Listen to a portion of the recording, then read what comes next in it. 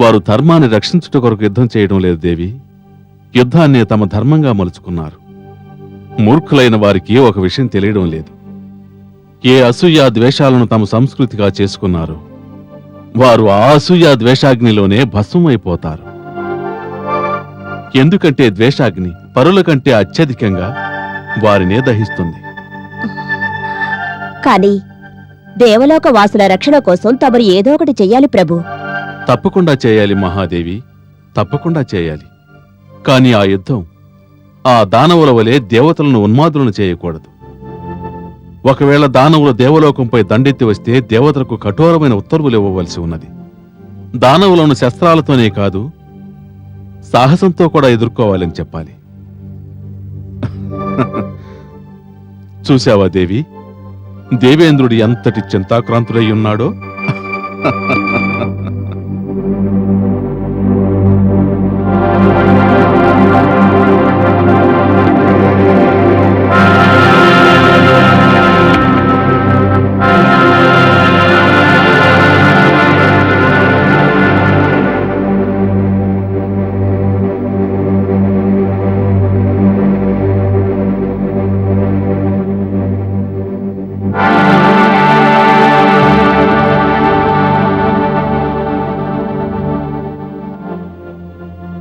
ఏమిటి స్వామి అంత దీర్ఘాలోచన? నా రాకను కూడా గమనించడం లేదు. తమరు బహుచింతాక్రాంతులైనట్లున్నారు. మానవుల కంటే దానవులు శక్తిమంతులంటారు, కాని మీరు చింతించవలసినంత గొప్పవారా వారు? వారు గతంలో కూడా మీతో తలపడ్డారు, పరిణామమూ చవిచూశారు. అయినా తమరు జరగబోయే దాని గురించి ఆలోచిస్తున్నారా? లేదు దేవి, నా చింత జరిగిన దాని గురించి కాదు, జరగబోయే దాని గురించి. దానికి కారణము కొన్నిసార్లు అనూహ్యమైనవి సంభవించవచ్చు. అయితే అర్థం కానిదల్లా ఎప్పుడు జరగనున్నదో ఏమి జరగనున్నదోనని. స్వామి, నాకు తెలియడం లేదు. తమరు దేని గురించి మాట్లాడుతున్నారు? దానవులు యుద్ధ సన్నద్ధులవుతున్నారని నాకనిపిస్తున్నది. వారి దురాక్రమణ సంగతి నాకు తెలుసు.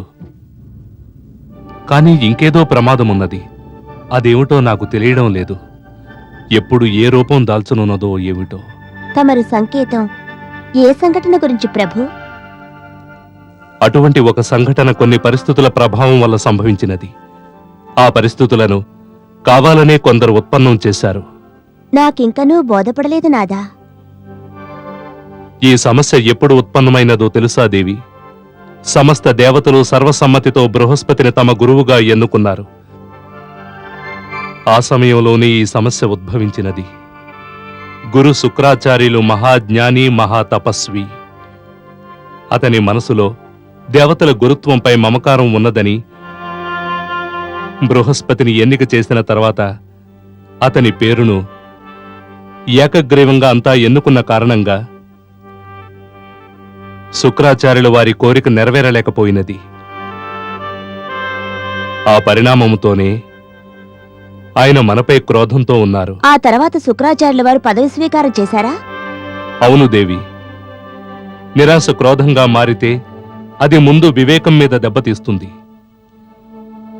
గురు శుక్రాచార్యుల నిర్ణయం కూడా నిరాశ క్రోధాల యొక్క పరిణామమే. దానితో వివేకం కంటే మాత్సర్యం, అవమానం అతనిలో ఆక్రమించాయి. బుద్ధిమంతుడైన మంచి వ్యక్తి దుర్గుణుడుగా మారిపోతే సమాజానికి హాని కలిగిస్తాడు. అయినా జరగవలసినదంతా జరిగిపోయినదే. జరిగిన దాని గురించే అయితే చింతించవలసిన పనేమున్నది దేవి? నా చింతంతా ముందేమి జరగనున్నదోనని. దానవులు శారీరక భౌతిక శక్తులతోనే తలపడతారు. వారిని ఓడించడం కష్టము కాదు. కాని శుక్రాచార్యుని శస్త్రం వారి మేధస్సు. అతడు విద్యాశాలి. విద్యాశాలి అహంకారం ఎప్పుడైతే దెబ్బతింటుందో అతడు ఎప్పుడు ఎక్కడ ఎలా దెబ్బతీస్తాడో ఎవ్వరికీ తెలియదు. శుక్రాచార్యుని అహంకారానికి తగిలిన దెబ్బ కారణంగానే నాకీ పరిస్థితి ఎదురైనది. పరిష్కారము తెలియలేదు.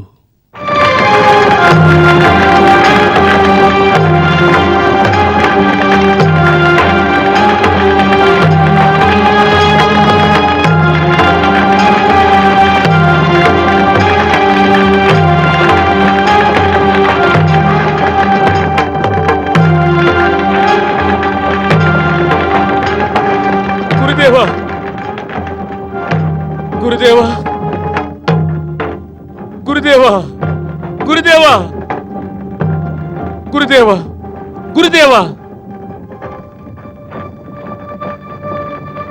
ఈ నీ దుస్థితికి కారణం ఎవరు? కాలకేతు గురుదేవా. దానవరాజు హయగ్రీవుని మరణ వార్త విన్న వెంటనే అతడు రాజసింహాసనాన్ని ఆక్రమించుకోవాలని పన్నాగం పన్నాడు. అందులో అతడు సఫలీకృతుడైనాడు. నేను వారిని ప్రతిఘటించాను. దాని పరిణామమే ఇది గురుదేవా. కాలకేతు సదా అధికార మదాంధుడు, కాని అంత సాహసి కాడు. నీవు వానితో తలపడకుండా ఉండవలసింది, నా వద్దకు రావలసింది. అంత సమయం లేదు గురుదేవా. ఇదంతా అనాలోచితంగా అనుకోకుండా జరిగిన పరిణామం గురుదేవా. ఆశ్చర్యం ఏమిటంటే ఆ క్షణంలో ఏం చెయ్యాలో ఎవరిని అడగాలో తెలియకుండా పోయింది గురుదేవా. ఇక మీద జరగబోయేది ఇంకా దారుణంగా ఉంటుంది గురుదేవా. కాలకేతు దేవతలపై యుద్ధానికి సమరభేరి మ్రోగించాడు. ఏమిటి? అవును గురుదేవా, ఆక్రమణ ఏ క్షణమైనా సంభవించవచ్చు. యుద్ధం అనివార్యమనిపిస్తున్నది. వీల్లేదు, ఇది చాలా పొరపాటు అవుతుంది. దేవతలతో యుద్ధం చేయవలసిందే, వారిపై దురాక్రమణ జరిగి తీరవలసిందే. నేనే స్వయంగా దేవతలు చేసిన అవమానానికి ప్రతీకారం తీర్చుకోవాలి. అది ఎప్పుడు ఎక్కడనేది నేనే నిర్ణయిస్తాను. కానీ కాలకేతు యుద్ధాన్ని చేయడానికే నిర్ణయించుకున్నాడు గురుదేవా. వానిని నిరోధించాలి, వానికి తెలియజేయాలి. అంధకారంలో నడిచే వాని అడుగు ఎక్కడ పడుతుందో తనకే తెలియదు. అది నేల మీదైనా పడవచ్చు, లేదా గోతులోనైనా పడవచ్చు. కాలకేతు తప్పటడుగు వేయకుండా తక్షణం నివారించవలసి ఉన్నది. అందుకు నేనే స్వయంగా వెళ్తాను.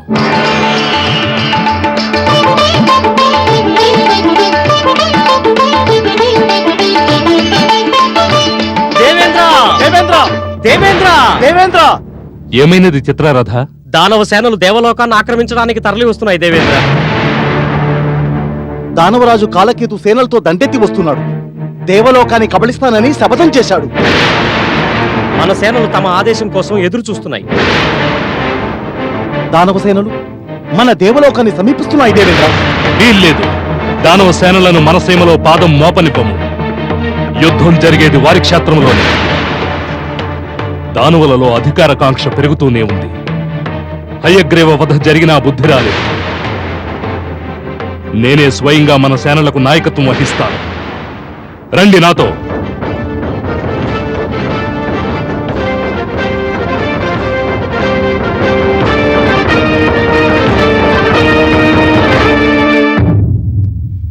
నేను మాతను, ధరణీ మాతను.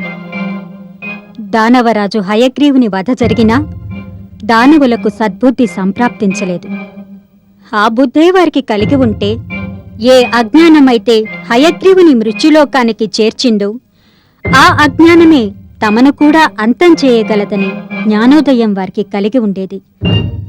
కాని వినాశకాలే విపరీత బుద్ధి అన్నట్లుగా వారు అహంకారంతో దేవతలపై యుద్ధానికి సమరభేరి మోగిస్తున్నారు.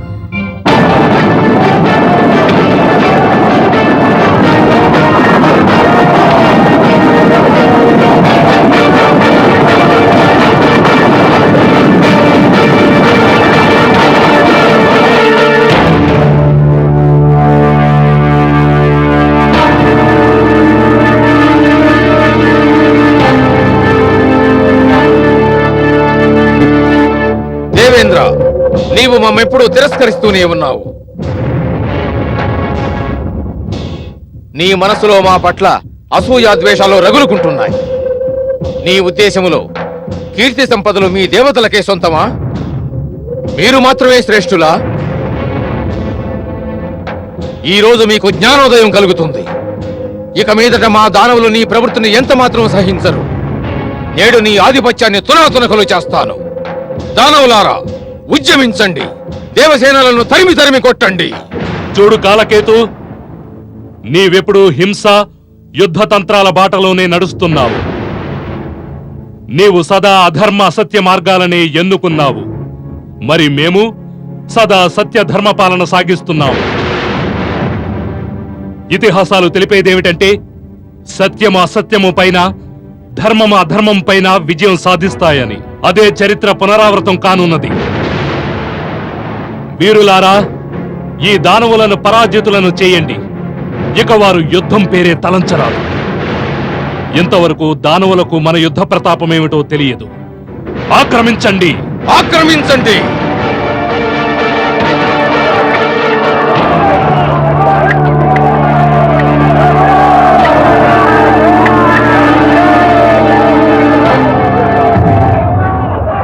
పరిణామం ఏదైనా యుద్ధం అనివార్యమైంది. ఉభయ సేనలు ఒకదానిని మరొకటి చుట్టుముడుతున్నాయి.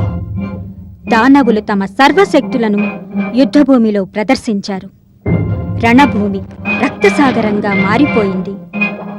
దేవతలు కూడా తమ సర్వశక్తులతో దానవులను ప్రతిఘటించారు. దానవులకు భారీ నష్టం సంభవించింది. వారి సేనలో అధిక సంఖ్యాకులు మరణించారు. రణభూమి యావత్తు వారి మృతదేహాలతో నిండిపోయింది. చివరకు దానవసేనలు పలాయనం చిత్తగించారు. కాలకేతు కూడా తీవ్ర గాయాలతో ప్రాణ భయంతో రణభూమిని వీడి పారిపోయాడు. దానవుల పరాజయానికి కారణం ఒకటే. అది తన అనుమతి లేనిదే యుద్ధాన్ని చేయరాదనే తమ గురువు శుక్రాచార్యుని హితవును పెడచెవిని పెట్టడమే. కానీ దానవులు ఈ పరాజయంతో దేవతలపై మరే ప్రతీకారం తలపెడతారోననే ఆందోళన కలుగుతున్నది. దేవేంద్రునికి దేవేంద్రునికి దేవేంద్రునికి దేవేంద్రునికి దేవేంద్రునికి దేవేంద్రునికి దేవేంద్రునికి దేవేంద్రునికి దేవేంద్రునికి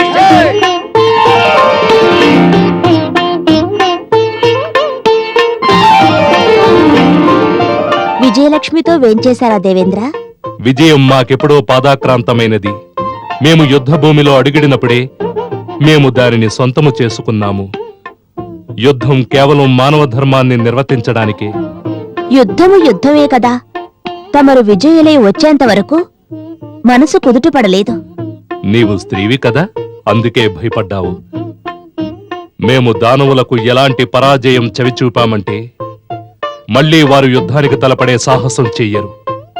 మా నిశ్చయం సఫలమైంది. దానవులు మరిచిపోయారు. యుద్ధం సాధారణ దేవతలతో కాదు, దేవలోకాధిపతి ఇంద్రుడితో అని. ఇక దేవేంద్రుడి పేరు వినినంతనే వారి శరీరం అణువణువు కంపిస్తుంది. దేవేంద్రుడి ఈ విజయం వారి రాబోయే తరాలు కూడా మరిచిపోలేరు. నేను సామాన్యుణ్ణి కాదు దేవి, మహనీయుడను. జయాపజయాల నిర్ణయం దైవానికి అది ఆధీనం.